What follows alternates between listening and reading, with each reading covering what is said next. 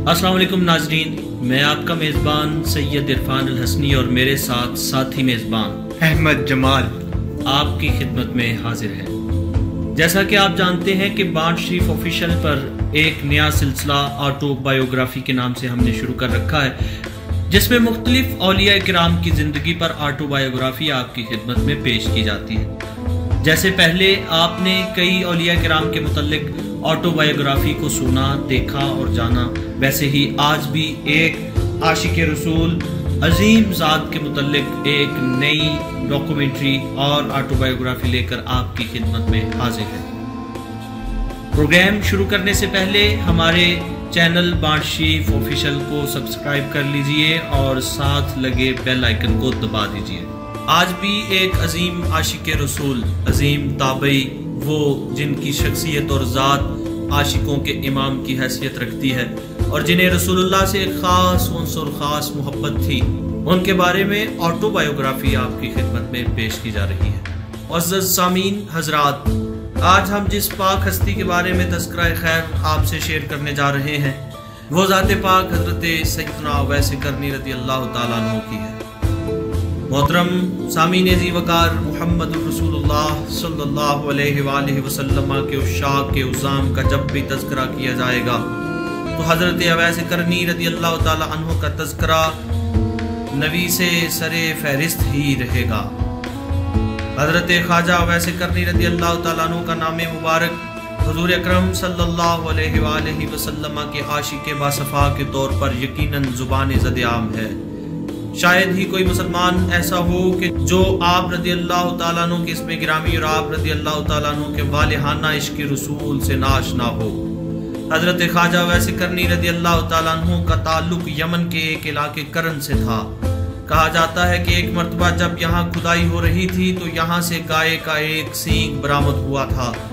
چونکہ زبان عربی میں سینگ کو کرن کہا جاتا ہے، اس لیے اس علاقہ یا گاؤں یا بستی کا نام کرن مشہور ہو گیا۔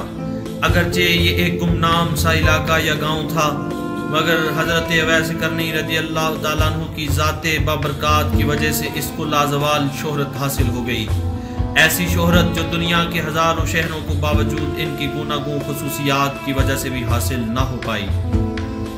کرن نامی گاؤں میں ایک قبیلہ مراد خان آباد تھا۔ آپ رضی اللہ تعالیٰ عنہ اسی قبیلے کے ایک شخص عامر کے ہاتھ تولد ہوئے۔ باوجود یہ کہ بے حد تحقیق آپ رضی اللہ تعالیٰ عنہ کے سن پیدائش سے محققین اور مورخین لا علم ہیں۔ آپ کے نام کے بارے میں بھی کافی متضاد روایات ہمیں تاریخ سے حاصل ہوتی ہیں، جن میں سے بعض میں آپ کا نام مبارک عبداللہ اور بعض میں ابن عبداللہ تحریر ہے۔ کہا جاتا ہے کہ آپ کو عام طور پر عبداللہ بن عامر بھی کہا جاتا تھا۔ ان سب سے قطع نظر آپ کی شہرت صرف اور صرف ایک ہی نام سے ہوئی اور وہ نام ہے اویس۔ یوں آپ کا نام ہوتا ہے اویس بن عامر۔ مورخین علماء انساب کے حوالہ سے آپ کا نسب 3 طرح بتلایا ہے۔ اس میں بھی کوئی شک نہیں ہے کہ تلاش بسیار کے باوجود آپ کے خاندان کے بارے میں کہیں سے بھی مستند روایات دستیاب نہیں ہو پاتی ہیں، چنانچہ انہی حوالہ جات پر ہی یقین کرنا پڑتا ہے۔ قبول اسلام کے بعد آپ رضی اللہ تعالیٰ عنہ کا رابطہ جب روحانی طور پر رسول کریم صلی اللہ علیہ وآلہ وسلم کے ساتھ ہوا تو پھر آپ کی تربیت روحانی طور پر ہوئی اور آپ نے فیض حاصل کیا۔ اس سلسلہ میں تفریح الخاطر میں حضرت علامہ عبدالقادر اربلی علیہ رحمہ تحریر فرماتے ہیں کہ ہمیں معلوم ہونا چاہیے کہ کامل انسانوں کی ارواح کا فیض کئی طرح سے ہوتا ہے۔ عالم ظاہری میں بالمشافہ تربیت، اور تربیت کبھی مربی اپنی زندگی میں کرتا ہے اور کبھی مرنے کے بعد۔ اول جیسے سرکار دو عالم صلی اللہ علیہ وآلہ وسلم نے اپنی ظاہری حیات مبارکہ میں حضرت اویس کرنی کی اور حضرت جعفر صادق نے حضرت ابو یزید باستامی رحمۃ اللہ علیہ کی تربیت فرمائی۔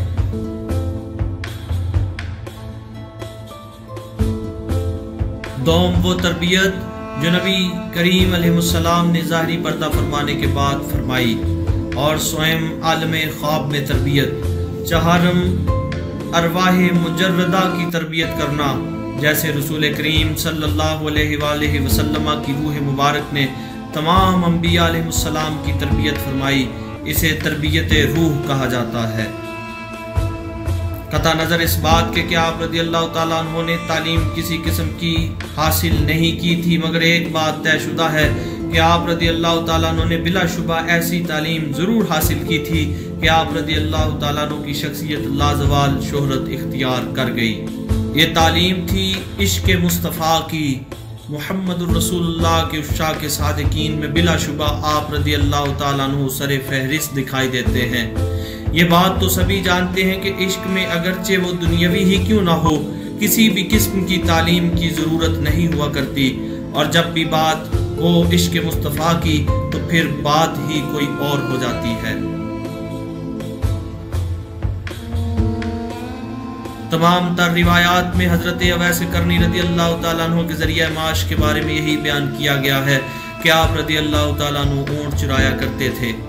इस सिलसिला में सबसे मशहूर और मारूफ वो रिवायत है जो हुजूर दाता गंज बख्श रहमतुल्लाह ताला अलैह ने अपनी लाजवाल तसनीफ कश्फुल महजूब में रकम फरमाई। आप फरमाते हैं कि जब अमीरुल मोमिनीन हज़रत उमर फारूक रज़ी अल्लाह ताला अन्हु ने अहले करन से आप रज़ी अल्लाह अन्हु का दरियाफ्त फरमाया तो लोगों ने कहा कि या हज़रत वो तो एक दीवाना है, आबादी से दूर वीराने में ही पड़ा रहता है, न किसी से मिलता है, जो कुछ खाते हैं वो खाता है, गम और खुशी से नावाकिफ है, जब लोग हंसते हैं तो वो रोता है और जब लोग रोते हैं तो वो हंसता है। ये भी मुताद्दद रिवायात में वारिद है कि हज़रत कि आप रज़ी अल्लाह अन्हु ऊँट चराया करते थे। मजालिसुल मुमिनीन में दर्ज है कि हज़रत वैसे करनी रज़ी अल्लाह ताला अन्हु शतरबानी किया करते थे और यही उनका ज़रिया माश था। तो वैसे करनी रज़ी अल्लाह ताला अन्हु के बारे में ये मालूम होता है कि आपने अपनी ज़िंदगी में बड़े मुजाहिदात भी किए और इबादात में भी अक्सर मुस्तगरक रहे। मौलाना मोइनुद्दीन नदवी ने सैरुस सहाबा की जिल्द नंबर 13 के सफ़ा नंबर 55 पर तहरीर किया है कि आप रज़ी अल्लाह ताला अन्हु सारी रात क़याम में गुजार देते, दूसरी रात आप रज़ी अल्लाह अन्हु रुकू में गुजार देते और इसी तरह तीसरी रात आप रज़ी अल्लाह ताला अन्हु सजदे में गुजार दिया करते थे।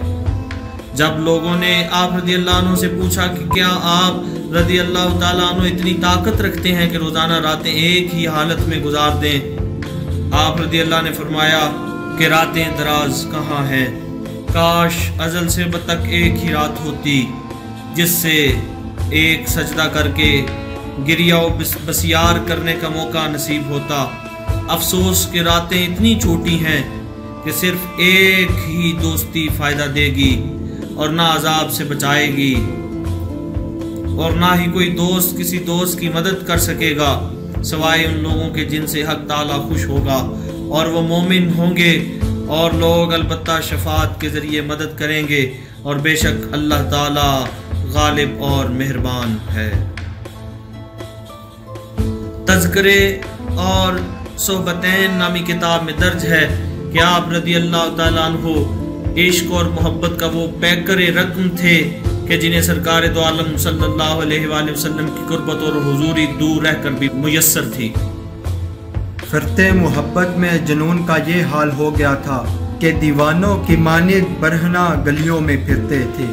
परेशान हाल और खस्ता हाल देखकर लड़के आपको मजनून और दीवाना समझते और पत्थर मारते थे जिनसे खून बहने लगता। एक रोज़ आप रज़ी अल्लाह ताला अन्हु रुक गए और बच्चों से फरमाने लगे, मुझे बड़े पत्थरों से नहीं बल्कि छोटे पत्थरों से मारा करो। वहाँ पर मौजूद किसी शख्स ने पूछा कि ए अवैस, क्या तुम्हारे दावे इश्क की यही हकीकत है कि बड़े पत्थरों की तकलीफ़ से खौफजदा हो गए? आप ये सुनकर मुस्कुरा कर कहने लगे, नहीं, मैं बड़े पत्थरों से तो नहीं डरता, बल्कि बात सिर्फ ये है कि इनसे खून बहने लगता है और वज़ू टूट जाता है और मैं बेवज़ू याद इलाही तो नहीं कर सकता।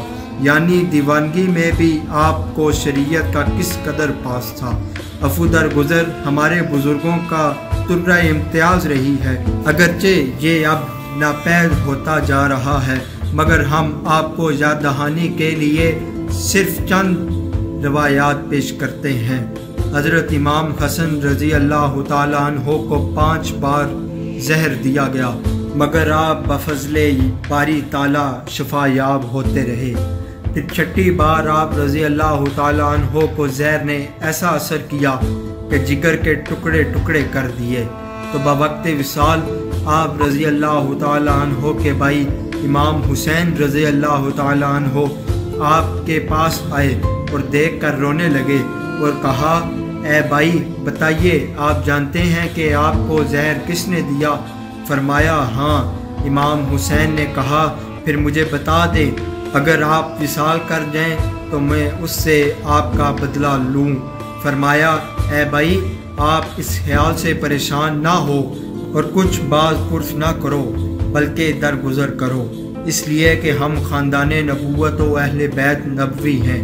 بس اللہ تعالیٰ کی عزت و جلال کی قسم، اگر روز قیامت اللہ تعالیٰ نے مجھے بخش دیا تو میں اس وقت تک جنت میں نہ جاؤں گا جب تک کہ اسے نہ بخشوا لوں جس نے مجھے زہر دیا۔ تذکرۃ الاولیاء میں حضرت فرید الدین اطہار رحمۃ اللہ علیہ نے تحریر فرمایا ہے کہ رسول اکرم صلی اللہ علیہ وآلہ وسلم اکثر اوقات غروب آفتاب کے وقت صحابہ کرام رضوان اللہ تعالیٰ علیہ اجمعین کے ہمراہ شہر سے باہر تشریف لے جاتے اور یمن کی جانب رخ فرما کر ارشاد فرمایا کرتے، جس کا ترجمہ یہ ہے، یعنی مجھے یمن کی طرف سے نفس الرحمن کی خوشبو آتی ہے۔ طبقات ابن سعد میں ہے کہ حضرت عمر فاروق رضی اللہ تعالیٰ عنہ نے فرمایا کہ مجھے رسول اللہ نے یہ حکم دیا تھا کہ اگر کوئی کرن کے اویس سے ملے تو اس سے میری امت کے لیے دعا کروائے۔ اکثر و بیشتر یہ بحث سننے میں آتی ہے کہ باوجود یہ کہ عاشق صادق ہونے کے حضرت اویس کرنی آخر کیوں کر زیارت رسول کریم صلی اللہ علیہ وآلہ وسلم سے محروم رہے۔ اس سلسلہ میں بزرگوں نے اپنے اپنے خیالات پیش فرمائے ہیں، جن میں دو خیالات کو خاصی تقویت حاصل ہے۔ اول یہ کہ آپ کی والدہ ماجدہ ایک ضعیفہ اور نابینا خاتون تھی، ان کی خدمت گزاری کے لیے آپ کبھی انہیں تنہا نہیں چھوڑ سکتے تھے۔ دوم یہ کہ آپ پر غلبہ حال بھی طاری رہتا تھا۔ مدینہ طیبہ حاضری کے سلسلے میں ہمیں چند روایات مختلف کتب سے دستیاب ہوتی ہیں۔ ایک دفعہ آپ اپنی والدہ ماجدہ سے اجازت لے کر مدینہ منورہ حضور پر نور کی زیارت کے لیے تشریف لے گئی، لیکن جب آپ خانہ اقدس پہنچے تو نبی کریم صلی اللہ علیہ وآلہ وسلم تبلیغ کے لیے باہر گئے ہوئے تھے، تو والدہ صاحبہ کی خدمت کے مطابق آپ فوراً واپس چلے آئے۔ والدہ محترمہ کی وفات کے بعد آپ زیارت کرنے پھر آئے، مگر اس وقت حضور صلی اللہ علیہ وآلہ وسلم وصال فرما چکے تھے۔ حضرت مولانا روم مثنوی شریف میں فرماتے ہیں، خواجہ اویس کرنی رحمۃ اللہ علیہ کی والدہ ولیاں تھیں اور فرماتی تھیں کہ میری خدمت کرنا تیرے حق میں بہتر ہے۔ کتاب معدن میں فرماتے ہیں کہ حضرت خواجہ قطب ابدال تھے اور نبی کریم صلی اللہ علیہ وسلم کے عہد میں تھے، اسی سبب سے مستور الحالی رہے۔ امام شافعی رحمۃ اللہ علیہ فرماتے ہیں، احوال قطب ابدال اور غوث اللہ تعالیٰ ہر خاص و عام سے پوشیدہ رکھتا ہے، جیسا کہ حدیث قدسی میں ہے، جس کا ترجمہ یہ ہے، یعنی میرے دوست میرے قبائے عزت کے تلے ہیں اور ان کو میرے سوا کوئی نہیں پہچانتا۔ حیات اویس کے صفحہ نمبر 167 پر رقم ہے کہ جب آپ رضی اللہ تعالیٰ عنہ نے نبی کریم صلی اللہ علیہ وآلہ وسلم کے دندان مبارک کے شہید ہونے کا حال سنا اور اپنے جملہ دانت شہید کر ڈالے تو دانت کچھ عرصہ بعد نکل آئے اور آپ رضی اللہ تعالیٰ عنہ نے پھر شہید کر دیے۔